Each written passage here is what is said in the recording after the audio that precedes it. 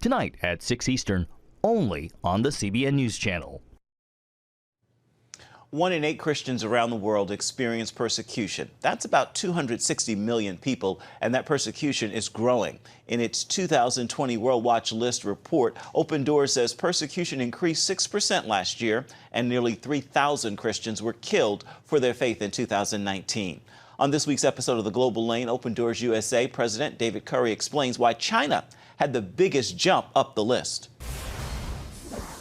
What's so scary about the persecution of Christians in China is that China is building what I think is a blueprint, a roadmap of persecution for other regimes around the world. And they're doing it with surveillance, with a social score that measures Christian behavior, attending church, taking your kids to Sunday school, as a negative thing. And they're taking that social score and melding it with surveillance, not just on the street to protect the citizens, but an invasive surveillance inside the churches. And they're shutting down house churches that won't comply, and others as well, arresting pastors that won't play along with their surveillance system. I think this could be the roadmap for persecution for other regimes, because Iran and others want to buy this technology, and China seems willing to sell it. Now, President Trump just signed the Phase 1 trade deal with China. He says he hopes to visit there soon. What should President Trump say to President Xi about the way that China treats Christians and other faith groups, and should there be linkage in trade talks?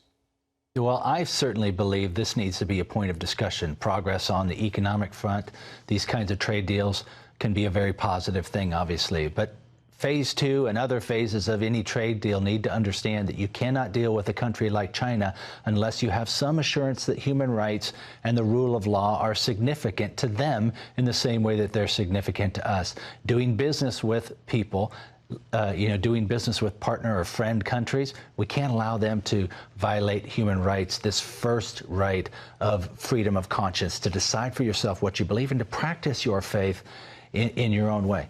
Tell us more then, David, about the 2020 watch list. Which countries are you most concerned about?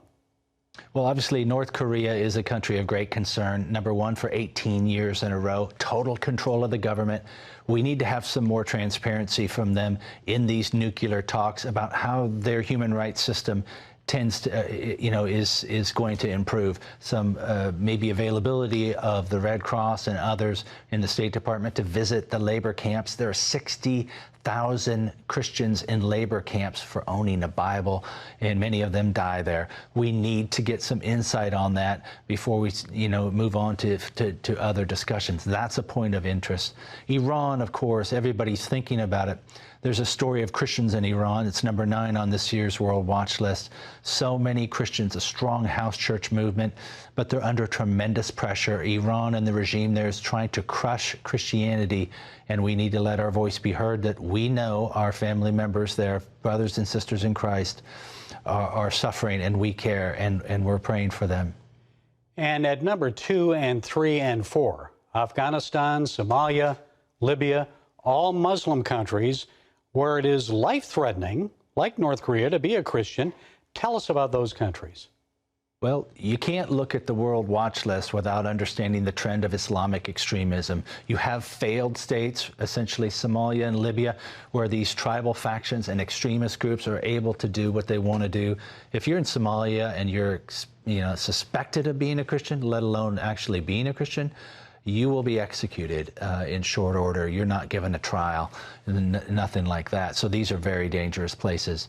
And we need to understand and try to address with other Muslim groups how we're going to deal with this spread of Islamic extremism. It's not slowing down. It's a major driver of persecution of Christians.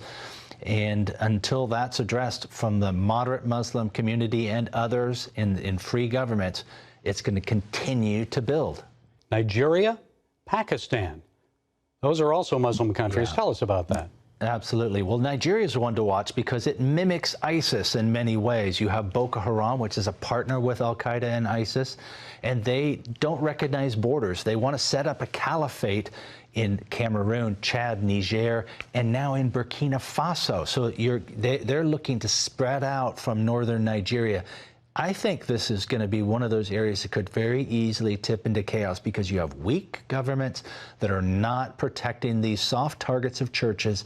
So many people killed in Burkina Faso, Nigeria, these other areas by these extremist groups. We got to pay attention to it. And how about Pakistan? We didn't see any churches actually bombed, I guess, in 2019, but still persecution's an issue there, is it not? Oh, it really is. They let Asia Bibi go this year. That gives me some glimmer of hope that some people there in the country understand the very negative force of blasphemy laws, which is a vigilante justice. Anybody can accuse a Christian of blasphemy and they could get the death sentence. So those things are going to have to be addressed within Pakistan. But there is a long-standing church that loves Jesus and their dear people, and I pray for their safety regularly. You can hear about the persecution of Christians internationally from David Curry tonight on the Global Lane. That show begins at 9:30 Eastern, only on the CBN News Channel.